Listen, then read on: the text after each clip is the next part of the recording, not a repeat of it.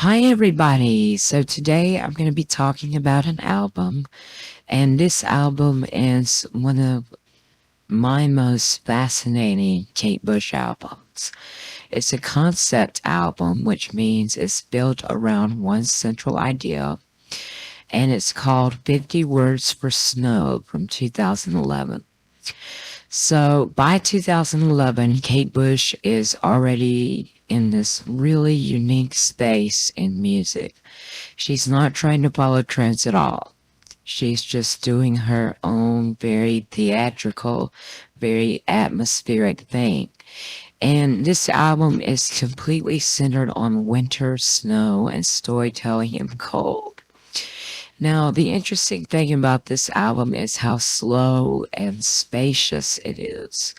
It's not pop in the usual sense, it's more like sound paintings. Everything feels like it's drifting, like snow just falling in real time. So, the first track on the album is Snowflake. And this is actually really striking because it uses her son's voice as well, Bertie. So you've got this adult perspective and then this very pure childlike voice layered in. And she's basically talking about a snowflake falling all the way down through light, through space, through everything. It's very soft, very delicate, and very emotional in a quiet way. It really sets the tone for the whole album right away.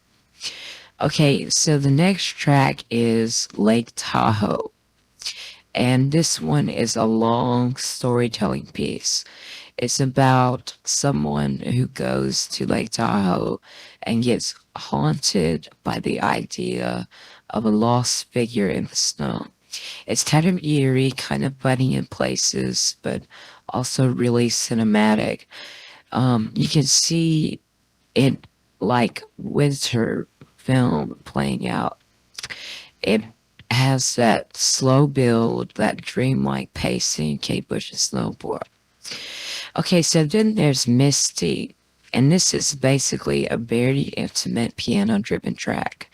It starts with the idea of a romantic encounter in snow, and then it just becomes this very vulnerable, very exposed emotional moment.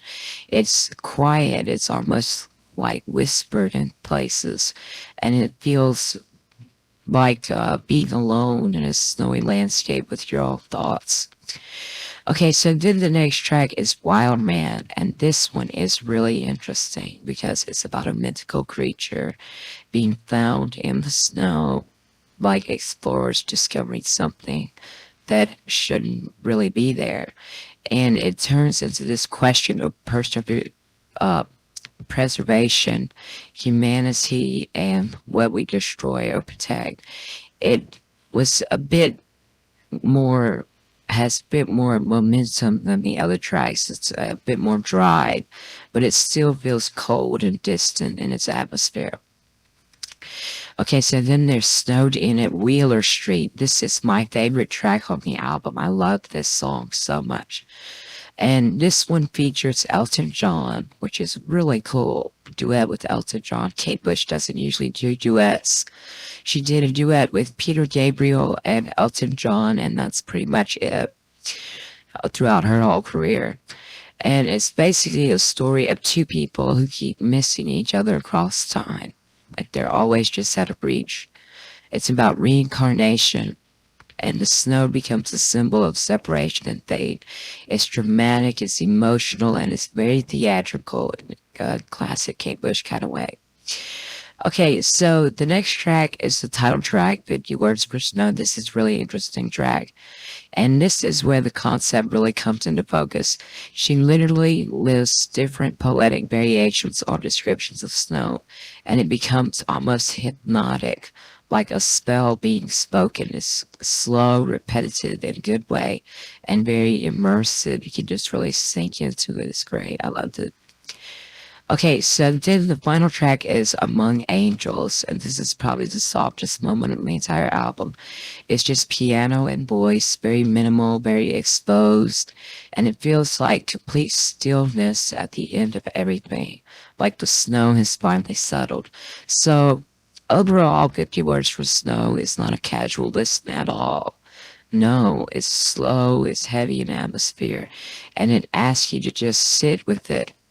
But that's exactly what makes it so powerful. It's one of those albums where the mood is the entire point, and Kate Bush really commits to that vision fully. So, anyway, thank you so much for listening to me talk about 50 Words for Snow by Kate Bush. And I'll be back soon with some more album reviews like this. So stay tuned, and I'll see you next time, everyone. Goodbye.